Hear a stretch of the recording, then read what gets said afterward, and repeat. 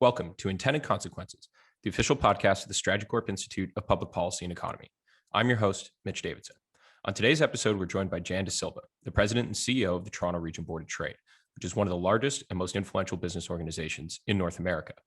At the Board of Trade, she spearheads efforts to make Toronto one of the most competitive business regions in the world, bringing more than 14 years of international CEO experience to the job, including as CEO of Sun Life Financial's Hong Kong and mainland China businesses previous to joining the board. Jan, thanks so much for coming on the program today. Mitch, great to be here. Yeah, so it's a really interesting time to have someone who represents the business community on the podcast, because I've said it on a few other episodes.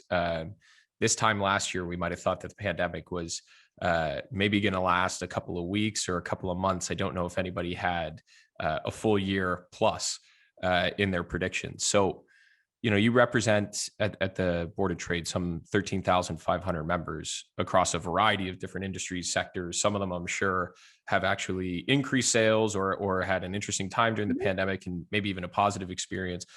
Many others, probably the vast majority, have been widely affected, either sending employees to work from home, having to close down shop altogether.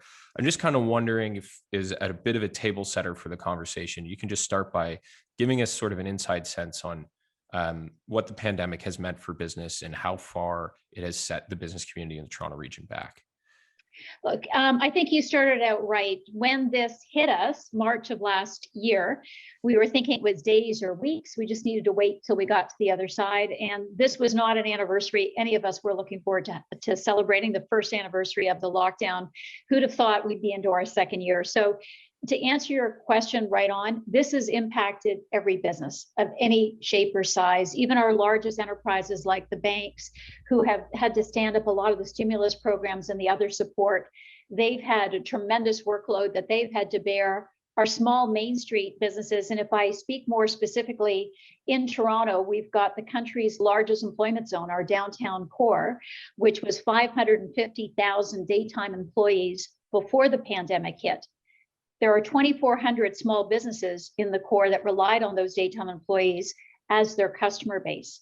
2,400 small businesses with an average of 20 employees each, who have had very few of those customers available to them, going on a second year now. So it's been devastating for those small businesses. So it's without a doubt, it's touched every single business, different extremes and different pain points, but it's touched everyone.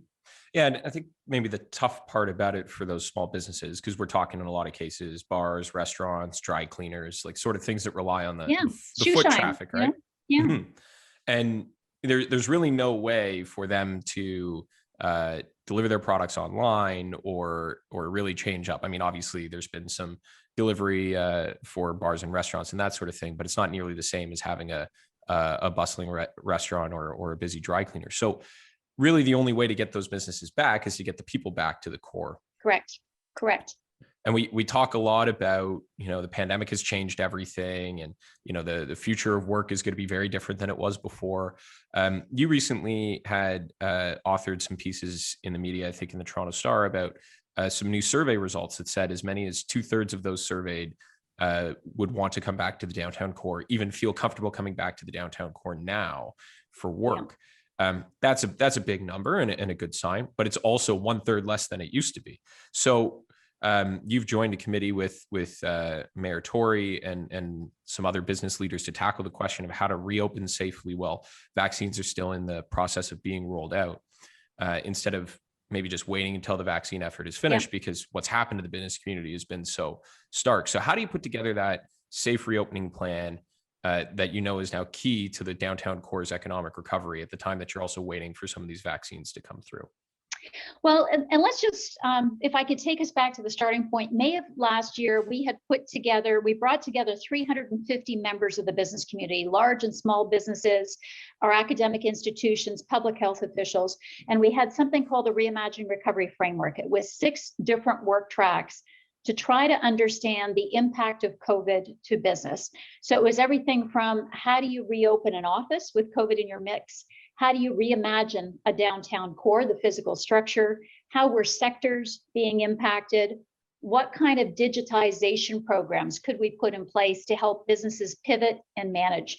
So from that effort, in October of last year, we decided to do a deeper dive into business districts themselves. And what we had found, region is in our name, and our focus regionally is on the Toronto-Waterloo corridor. Our Blueprint Institute, which is our data arm, did some analytics on where jobs were across the Toronto-Waterloo corridor and found that there were 5 different types of business districts. So the downtown core, as we just spoke about, is our largest employment zone in the country. The airport employment zone is the second biggest employment zone in the country with 300,000 jobs. That's an international airport. It's logistics and distribution. So the way COVID was impacting that business district was very different from the downtown core. So what we did, we've actually stood up 3 different pilot zones. The one in the downtown, we're co-chairing with Mayor Tory, with Urban Land Institute, and with the Downtown Financial District BIA. We brought together a group of more than 70. It's building owners, large employers, and innovators in public health. And as part of that work, we commissioned Nanos Research to poll downtown workers on their sentiments about return to office. So yes, 7 out of 10 are signaling they're ready to come back. They would come back tomorrow if they could, because while work from home has been okay, there's productivity and connectivity issues that you just can't realize in this virtual environment, and that's a huge issue for them. For the other 3 in 10, 2 of those are unsure. And for them, believe it or not, it's congestion. That's the bigger problem about coming back to work. They don't want to have to deal with commutes and those types of things. And it was 1 in 10 that were actually concerned about the health conditions. So what we see happening coming out of this, what our large employers see, is likely some kind of hybrid model, but we certainly do not see the hollowing out of our office towers downtown. Even if we go to 3 to 4 days a week, there's still going to be a degree of social distancing required. So as I said, we're not seeing any of the large employers saying, we're letting go 50% of our office space. There might be a little bit of release, maybe 10%. On average, but the reality is there will be a return to office and there will be a return to customer to the core. Right. So talking about that Toronto core to start, and I think we will touch on those other ones as well, but starting with the Toronto core and the office space, you started down the road on this question here. Do you see it as maybe like a reversal of some of the trends that were happening before? Because I know that a lot of offices were going to hoteling, sort of sharing desks and flex workspaces. Perhaps it's maybe back to the original concept of an office that we thought of, where it's a bit more spaced out and a bit more floor space per employee. Well, it's interesting because I think the new high growth sector right now is space planning in offices. And it's thinking about what do you need in terms of the most robust collaboration space to be able to do that brainstorming, whiteboarding, and still have technology connecting, because you may not have everyone in the room to get that done. So there's that thinking. I still think the spaced out hoteling is going to remain an issue, or a factor in how businesses are thinking about things, but it really is dependent on the type of functions that perform better in person. And strategic thinking, collaboration, some elements of procurement processes are just better served with an in-person environment. Certain functions within financial services have a regulatory requirement to be on site because of the technology and the security that needs to go around that. So businesses are rethinking how they need to use space and how they best equip it. And I would say groups like Steelcase are incredibly busy right now, helping them sort through what are best practices that are emerging around the world. Well, and you also, you don't really build your offices for, 3 to 5 year timelines. These are longer, longer things that you're thinking forwards. And so hopefully we'll all be getting to a point where the pandemic is an afterthought. We won't have to worry about these issues anymore. But I heard, I was going to say we're dealing with it ourselves because after 45 years in the financial district, we're scheduled to move into a Menkes building on the waterfront. We take possession in September of this year and then take occupancy the following September. So, we've been up to our ears saying, how are we going to reimagine this space? Because it wasn't how we originally thought we were going to use it, but we do think it's given us a lot of opportunity to think really, really creatively, again, about how do you really need to use it? we convene a lot of activities in our space. So how do we best accommodate that? And I think the one thing we've all learned to do very well through the pandemic, particularly those of us in events or convening roundtables, is how you can reach out very broadly. It's very easy for global speakers to speak at our events now because they don't need to physically come to town. So how do we rethink the events engagement to create that hybrid environment with virtual and in-person and all of the networking other activities? So a lot in transition at the moment. Right. And so maybe taking that as sort of a segue to some of the other regions that are within the Toronto Region Board of Trade, because I do think, a lot of people forget about the region portion of the name. And so you mentioned the other zones, be it the airport, the Kitchener-Waterloo corridor. There's been a bit of a trend here where people have moved out or people have reconsidered their living situations. Perhaps growth in those areas, maybe not in the form of physical office towers, but maybe just in terms of people, has been a bit more equitable. There's people who are living now, working in the region and living further out, commuting less often. So have you seen a bit more of that equal distribution of jobs and talent to the rest of the region? Is that something that you think is perhaps one of the sort of longer term consequences of the pandemic? Well, what's interesting, there's two ways of answering that. Number one, our Blueprint Institute, with this study they had done and released in September that looked at where the jobs were concentrated in the region. They're the ones that identified 5 distinct business districts. 75% of all jobs in the Toronto-Waterloo corridor are in one of these unique geographic business district types. So the airport employment zone being a really good example. 300,000 workers pre-pandemic. A lot of that, in addition to the airport, it's logistics and warehousing, which has just been an exploding industry. Amazon, Canada Post, this e-commerce. This is not, it's automated, but it needs people. It needs to be open to complete the fulfillment and logistics goods movement process. It's very poorly served by transit. And because of COVID conditions, they've been restricted in terms of how many employees they can locate at their centers. So there's a lot of pressure in that employment zone to more safely and fully reopen the physical space. And the other piece of that is it's an example of an employment district that's been so poorly served by public transit. It's very difficult for that workforce to get there. And some of the large employers that we're working with in that pilot zone are saying they've been discouraging carpooling because that's been related to outbreaks of COVID, sharing cars. So we've got some issues that were problems before the pandemic that we really need to lean into solutions for coming out of this, which again is looking at transit connectivity to some of these large districts. So I know you're thinking that the distribution of jobs might be more equitably located. I think what we've seen is some people moving out to further locations, others remaining in the city. But the practical situation is there are certain jobs that you need to be physically on site for, and we need to make sure that we've got transit connectivity solved for that. Or as we reopen, we're just going to see congestion bury us again. Yeah, economically. I think that's a really important point about the different sort of categories of workers, because a lot of people just sort of think about their own personal situations. They probably have friends and family that are in similar types of situations. So these more typical, white collar jobs that have moved to work from home without large disruption, myself included, to be honest.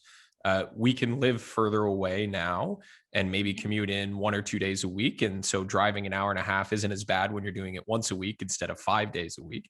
But there are a lot of jobs that are place dependent, right? You need to be close to your workplace. You're working long shifts, you have to be there in person. So when you're talking about that, transit is a huge part. And there's actually transit, whether it's me commuting from hours away or commuting from down the street to my place dependent workplace. The Toronto Region Board of Trade's done a lot of work on transit, both from a inner city transit perspective and a regional transit perspective.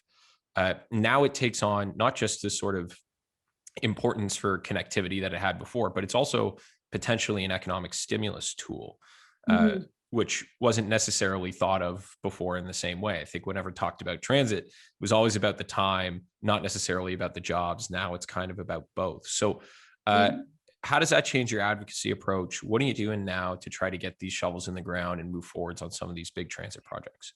And it's an excellent example of planned well and done well. This is a huge multiplier effect in terms of economically transformational. Let me answer more specifically. Late March, we released the most recent report in our transit series. It was called Getting on the Right Track. connecting communities with regional rail. And this was a deep look at the fact, and here's the funny thing. As an organization, we've been advocating for decades for more transit to connect people to jobs. We found that Toronto, the city of Toronto, has 10 times more cross-city track, or has 10 tracks cross-city rather. The city of Paris just last year put their 8th track in. So in fact, we've got more cross-city track than the city of Paris. The difference, however, is Paris is using their track lines 95% of the time. In the context of Toronto, we use it 5% of the time because our rail network has been set up in a 9-to-5 environment where people from the suburbs were going one way in the morning and one way at the end of the day. Versus, as we just said, there's employment districts all over the corridor where you need all-day movements across the whole. So we're very much advocating for filling the gaps that exist. We've mapped out where we think investment should be taking place. And what is totally amazing about what this pandemic has done is our 34 municipalities across the Toronto-Waterloo corridor are at the table working hand in hand with the province and the federal government to look at what can they solve at scale. And transit integration, fare integration, and getting the right infrastructure in place is a critical piece. So I do think we're going to see tremendous movement on that sooner rather than later, but it's so long overdue. It's very painful to get from one part of the corridor to the other in the same day. Yeah, I mean, you think of the, two-way all-day go commitments, or the Scarborough subway, or Smart Track, or, so on and so on. We could kind of go through the list of Transit City. I mean, all the different projects that have sort of been brought up in the past and don't necessarily seem to get to fruition. And perhaps, as if we're going to take positives away from the pandemic, which I guess 13 months in, we're going to have to look for some, maybe the push to get transit done is one of them that we can finally sort of understand that getting these projects built is not only good for interconnectivity and future job growth in the region, but even immediate job growth and in stimulus investment, getting people back to work who are unfortunately looking for positions, right? So yeah, and I would say the other piece that doesn't get enough attention, but it's equally economically important, is movement of goods. Because our failure to have sufficient public transit navigating all across the region has meant that there's an overburden of car congestion on our major goods movement highways. We've got rail projects that were delayed, like the Milton Intermodal project for CN is now moving forward. But we need a strategy. 40% of the country's manufacturing is happening in Southern Ontario, and there's no strategic plan about how the infrastructure is in place to enable inputs to manufacturing and goods getting to market. And that's critical. I mean, just think about the automotive sector.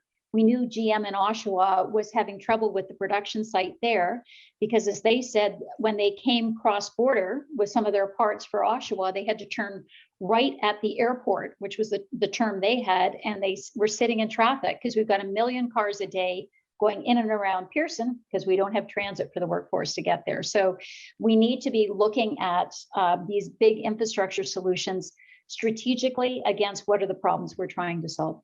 Yeah, it's an interesting point. I mean, I'd heard somebody say to me long ago, if GM was built on the other side of the city, it might have had it might have had a more successful future, right? So funny how that works. But there's also the environmental benefit you mentioned too of getting these cars and people off the road. So it's an interesting sort of starting to build that win-win-win type philosophy, which in politics and in public policy are rare. So may as well jump on when you get them. But one of those other areas, so similar to that, right? Because the Toronto Region Board of Trade is started to advocate, and you've done this for some time now on transit, but it's not necessarily like when you think business issues, you think taxes and regulations, and you think some of these, direct inputs, whereas transit can be a bit more indirect. And we've seen more recently, a lot of business leaders in the Toronto region start to talk about these indirect economic issues, things like childcare or housing affordability, other issues that sort of matter to people and help attract people to the region. So do you see more of a role there for business leaders to start sort of pushing into social recovery as a means towards economic recovery as well? Look, and it's so important. Anything that affects talent is a problem for business. The challenge, however, when we get into discussions about social recovery supports, I think it's easier to think about that if it's a large enterprise. It's hard to think about if you're the dry cleaner that's been open and shut, open and shut, open and shut for the last few months. So it really is, I would say, with the businesses that we're representing, large all the way through to enterprise, the enterprise groups are weighing in a big way and trying to look at things like upskilling programs, social support, all of those other activities. For the small business, it really is about creating the right conditions so they can remain in the business, create jobs, which also I would argue is a way of creating some social support, which is creating job opportunities. So it's difficult to say it's this thing or that thing. We're very, very pro making sure we've got the right conditions for businesses of all sizes to be open, to be successful, and to be growing. The other piece I would say, one of the biggest pain points of the pandemic has come from the hundreds of thousands of workers that are in the tourism sector. The visitor economy in Toronto is not to be underestimated. In 2019, 28 million visitors came into Toronto. That's 28 million customers in a single year. $10.3 billion of spending, $1.3 billion of tax revenue to all three levels of government. So as we're thinking about recovery, it's so critical that we've got the right conditions in place so that the visitor economy can come back. And that's things like, we've got to get our vaccinations ramped up. We've got to get vaccination passport technology in place across the whole so that people can be going to major events again, or TIFF, or to coming in for conventions, that we've got all the right tools in place that make us a safe place to come back to and that make it safe for our citizens to be here. Yeah, I think it's a a really interesting point, because it's, as much as there's some of that social recovery stuff that's being talked about, the economic recovery at hand is still critical. And you mentioned about 28 million visitors is not a number I would have guessed. Yeah, it's impressively high, right? And I think one city, I think across the country. Sorry to interrupt, Mitch. No, of course. Yeah, it's the conventions and those sorts of things that really draw people here. And so to your point about vaccine passports or whatever it might be, that's, we need to start. I think you've mentioned the word a few times now, so I might just put words in your mouth and say a strategy or a plan doesn't seem to be really what's there. You've mentioned it on some other issues, but it doesn't really seem to be there beyond getting vaccines into arms. And of course, that is the key that we all need to do, but we should think about how to get these businesses into the recovery mode as soon as possible. So are there other steps, or how important is that vaccine passport as sort of the next step? So talk us through what those steps might be that you're looking at right now. Well, and I think, first, let me start by saying, we fully appreciate public health has had to deal with a horrific health crisis, and they're trying to get their arms around that.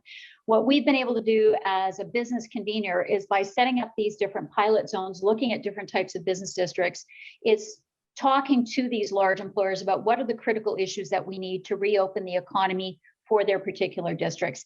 The visitor economy is critical across so many districts across the corridor and across the country.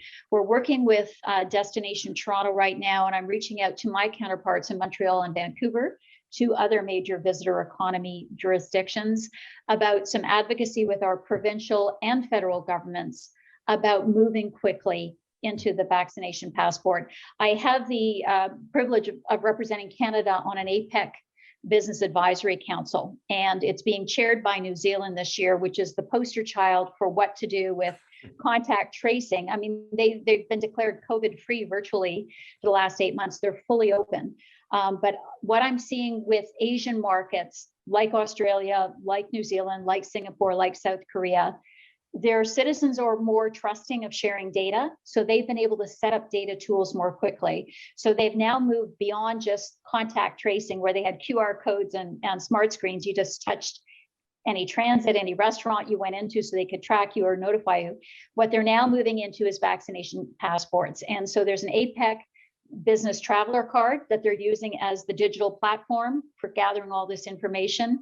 And their discussion simply is, for those countries that are APEC members where they're not trusting enough in the use of data and technology, we'll simply create a travel bubble for those of us that are, and we'll be able to freely move around each other's jurisdictions.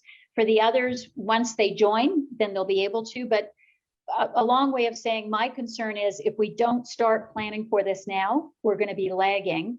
And if we think about major events, if you're a major convention, you're booking 3 to 5 years out.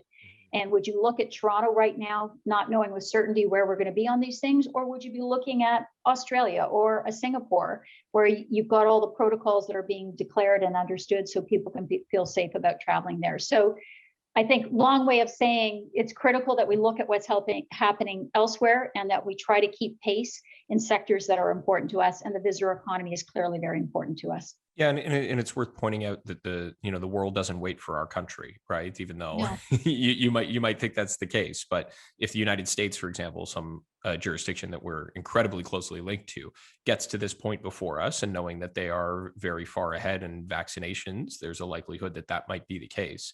Are we really going to say no, we're not ready for that yet, or what's the reasoning? So figuring out that in advance, even though we might not be there on vaccines ourselves, it's important to sort of lay the groundwork for this sort of stuff so we don't get caught flat-footed. I think that makes a lot of sense. One of the other areas that I wanted to bring up with you, because you mentioned it a few times, you mentioned about the benefit of tourism, about reopening the economy and what have you, for taxation revenue for governments. This is a really interesting sort of future public policy problem that's been brought up as a result of the pandemic, right? So we just recently had the Ontario government release its latest budget, which included, a 33 and change billion dollar deficit for this coming year, and quite some time before they return to balance. The federal deficit is projected to go as high as over $1.4 trillion with a T by 2024, which is over half. It's about 55% of the country's GDP. So governments clearly need this revenue as well. They need to get the economies back open again so that they're not stuck in this permanent stasis of spending money without money coming in. Obviously, that is a reason to get ourselves back going again, think about these problems now so that we can have solutions ready for when vaccines start to get even further along. But how worried as the business community are you about the government sort of coming back for the costs of the pandemic and asking the business community to be the ones to pay for that? Well, I think, let me just say, I think the best solution for government is to have our economy fully and sustainably reopened. If you think about, again, if I overplay the visitor economy, the number of international passengers that just haven't come through Pearson, and the spending that they represent. The businesses that have been decimated are small businesses that have let a lot of employees go. I think the best thing that government can be doing is getting the economy fully reopened and getting strategic infrastructure investments in place, like the transit networks that we spoke about, like a movements of goods corridor, like some of the innovation economy bets that they're making. I think those things are going to trigger the revenue that they're going to need to pay for the stimulus that has been necessary through this pandemic. All I can say, hope is not a good strategy, but it just doesn't make sense to think that business can afford to pay for that, because there's been so many businesses, large and small, that have been just devastated by this. You just look at the hotels, tourism sector, aviation. You just can't tax them any further, and even the banks with all of the support programs that they've had to put in place. So the practical reality is, it's an easy thing to say we're just going to tax business a little bit more. The practical side is it's your dry cleaner, it's the restaurant, it's about reopening the economy, making sure everyone is employed, and using that as the impetus to pay down debt. Well, we saw, in Ontario, that was kind of the narrative from the finance minister, was it's not about taxes, it's not about cuts, it's about kind of growing our way out of this. So obviously part of the revenue problems will be solved just by reopening things, but much more to go. So the Board of Trade does a lot of work advertising Toronto and the region internationally to companies to try to attract them to come here, to open up headquarters or jurisdictional offices, that sort of thing. You used to do in normal times a lot of those actual physical visits to other jurisdictions and countries. Now, and I would argue part of the reason why that had been so successful and the board had done so much of that work is perhaps other levels of government weren't really doing that work themselves. There is a bit of it fell to you to do. Now the province has announced Invest Ontario, a provincial investment attraction agency, for the first time. This is new. They just got aboard. They're in their infancy, up and running. How does that complement the work you do? Does it overlap some of the work you do? How do you see yourself sort of working with that agency moving forward? Yeah, I would say as it pertains to Invest in Ontario and even Toronto Global, which is our what we call our sister organization here in Toronto, it's all about saying, how do we work together? So pre-COVID, we had formed a group called Team Toronto, and it was Destination Toronto, which is our major events marketing arm. It was Toronto Region Board of Trade, and it was Toronto Global. And we were, in fact, 2 days before the lockdown, we were flying back from London, UK, after 5 days of meetings with companies that were interested in coming to Toronto, and major events, major associations that were hosting events who wanted to come into Toronto. So the interest was extremely high, but the practical solution is we need to work together. It's not about overlapping, it's about leveraging what each of us bring to the table. So we have a lot of dialogue about, you know, who's on first, who's going to be the supporting player on things, but how do we do this together? Because we're too small a nation to be trying to have 3 different entities trying to do it separately. So we work very closely together. Let me tell you, I know it's been challenging, COVID, but what gives me a tremendous amount of hope is some of the economic transformation beyond infrastructure that we're just on the cusp of realizing. The huge announcement about electric vehicle production. Southern Ontario has a huge chance of being a global center for EVs, with the Ford announcement, GM, and the others following through. The provincial budget had dollars in there about, it's not just Ford and GM and Toyota, it's the extended supply chain in Ontario that supports those OEMs. And so there's some reskilling that's going to be going on. We've got programs that will help some of the smaller members of the supply chain digitize to be much more competitive in that space. So that's giving us a lot of hope. I think the second big play is the climate economy, because this is going to be a sustainable recovery. So even as we're thinking about infrastructure, we've got amazing companies here in Canada like Carbon Cure that locks in CO2 emissions in cement. And if you think about the amount of cement that we need to get the transit built and the highways and the bridges and the other things, companies like Carbon Cure are on a huge growth trajectory globally. And we are overweight in terms of climate economy innovators in Canada that are not just startup ideas. These are scaling businesses, and our ability to get behind them in a big way means good news for the economy here in the country. Yeah, well, I'm glad you brought that up because, you know, as we get towards the end of the episode here, you know, it's been a lot of talk about the issues going on with the pandemic, and we haven't said the variant word yet, but obviously that's something that we always have to keep in mind. And we're talking about, you know, economic impacts, and it's nice to be able to think a bit forward and a bit optimistically about some of those things coming in the future. The other one is, and I'm curious as to how well it sort of resonates in the future or with businesses that are thinking of moving here, is the talent piece, right? With the Ontario's vast sort of university and college network, but really highly educated population. You know, how big of a sell is it for the people? How big of a sell are the people when you're looking and talking to these other companies about coming to the region? Can I tell you, Ford's $1.8 billion investment in Ontario for EVs is all about talent.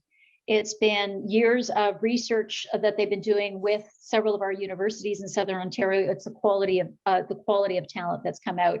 And I would predict pre-COVID, we had a working group that was looking at autonomous electric vehicles as the future path for the automotive sector here. That's just around the corner. We've got all the right talent in market here. I think our challenge, quite frankly, is going to be really continuing to push the envelope on immigration policies, and our federal immigration policies are much more fluid at the moment, which is great because we've got a lot of top talent coming in as researchers at our universities. Being able to put them on a path to citizenship would bode very, very well for us to continue to attract the very best research talent and students into the country as well. Well, yeah, and as you mentioned, in today's economy, it's not all just about tangible things. Sometimes it is about you know, cloud computing and online companies and those sorts of things. So having talent can take many different forms, right? Both in, like you mentioned, electric vehicles, but other things like that. So it sounds like there's a lot of work yet to do on reopening. It sounds like there's a bright future still for the Toronto region. So how about we put a pin in it for now? We hopefully get to reopening soon. We have you back on to talk about how all those developments are going when the economy finally is back up and running. Absolutely. We put our foot on the accelerator and there we go. Take care. Jan, really appreciate the time. Thanks, Mitch.